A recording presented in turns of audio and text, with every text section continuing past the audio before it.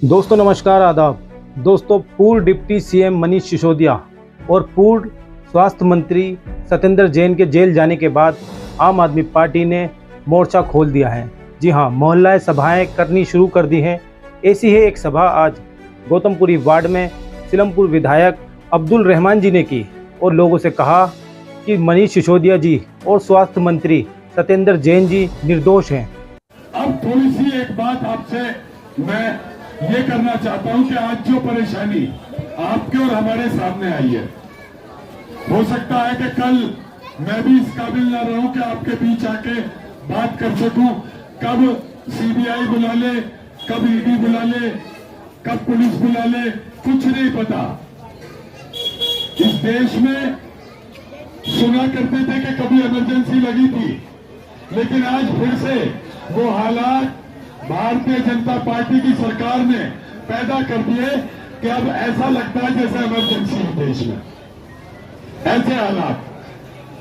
एक तरफ अभी आपने सुना होगा कि अभी एक भाजपा के एमएलए के घर 1 करोड़ रुपए की रिश्वत लेते हुए पकड़ा गया और उसके घर जब ईडी ने रेड मारी तो 7.5 करोड़ रुपए नगद पकड़े गए। तीसरे दिन कोर्ट ने उसे जमानत दे दी, ये कहकर कि पैसा मिलना ये साबित नहीं करता कि ये भ्रष्टाचार। एक गरीब का बच्चा काबिल तब बनेगा जब हम उसके लिए स्कूलों को अच्छा कर देंगे। सरकारी स्कूलों के क्या हालात थे? सरकारी स्कूलों में डेस्कें नहीं होती थी, टाट पे बैठते थे, टॉयलेट नहीं होते थे, टीचर नहीं होते थे, बिल्डिंग नहीं होती थी, अच्छा एटमॉस्फेयर नहीं होता था, कोई सिस्टम नहीं था। और जब रिजल्ट आता था तो बड़ा फख्र जताते थे, 54% रिजल्ट आ गया, 52% आ गया, 50% आ गया। लेकिन आज अल्हम्दुलिल्लाह हमारी दिल्ली के सरकारी स्कूलों का रिजल्ट 99.7% आ रही है।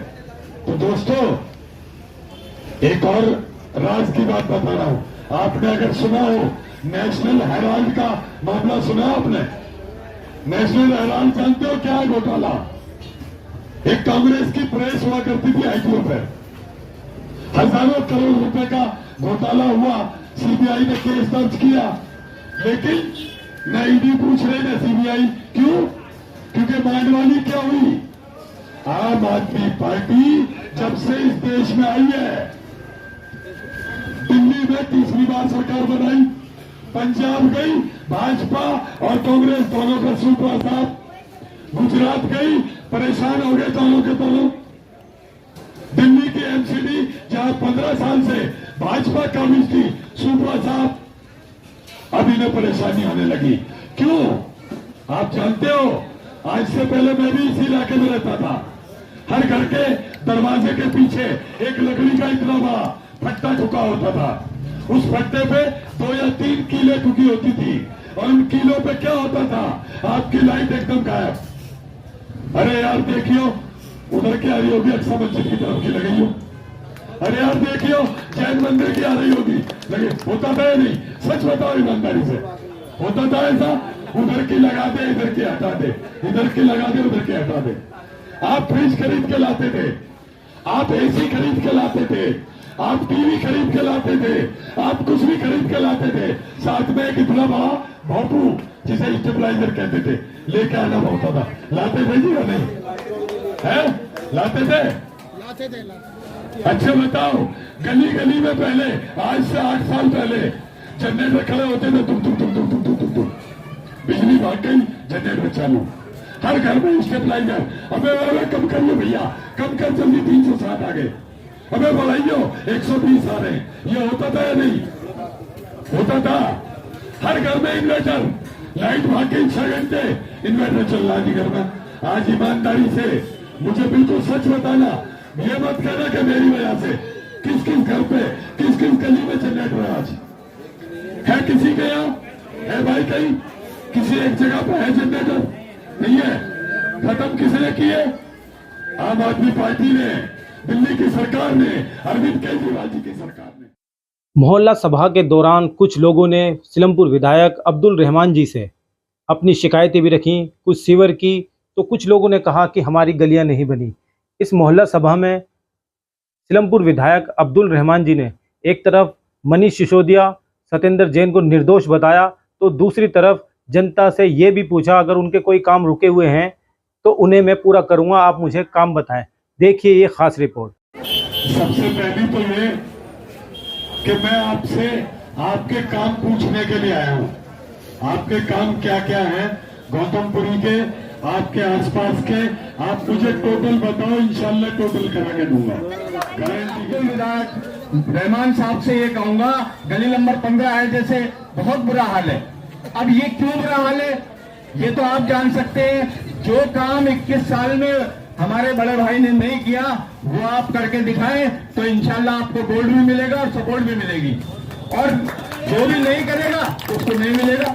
तो मैं यही कहूंगा, जैसे मनीष सिसोदिया जी के बारे में कह रहे थे कि भाई वो जेल चले गए, कोई बात नहीं, जेल तो आंदोलन है, वो तो नेता जाते रहते हैं और जाएंगे, क्योंकि बीजेपी हो या बीजेपी का बाप हो, उनका क्या कर लेगी, जो अच्छाई होगी वो हमेशा ऊपर रहेगी। तो ऐसे ही अब्दुल रहमान साहब को भी हो सकता है किसी दिन जेल जाना पड़े, गली बनवाने के चक्कर में सत्या सलमान के खड़ी हो जाए, कहती है तो मेरे कोटे में आती है, तो इनको उसको भगाना पड़े और ये जेल जाए।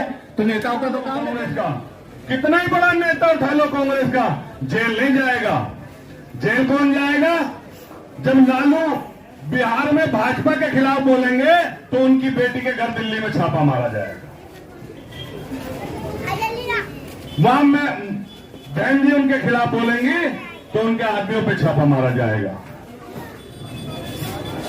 मुंबई में महाराष्ट्र में शिवसेना बोलेगी, क्या नाम है, संजय राउत को उठा लिया जाएगा।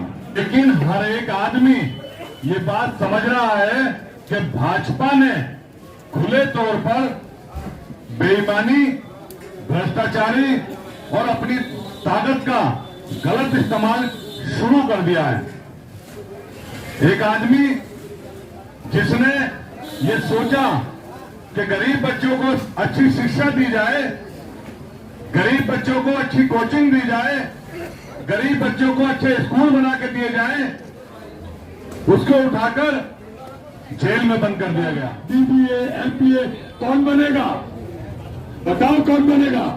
वही गरीब का बच्चा। और जब गरीब का बच्चा पढ़ेगा, किसी भी सरकार के लिए ज्यादा कुछ कहने की जरूरत इसलिए नहीं होती है कि उसका जो काम होता है वो अपने आप उसकी पहचान बन जाती है। तो आज आम आदमी पार्टी जो है वो उसकी पहचान उसके काम से ही है, ना कि किसी भी ऐसे वैसे आर्टिकल से।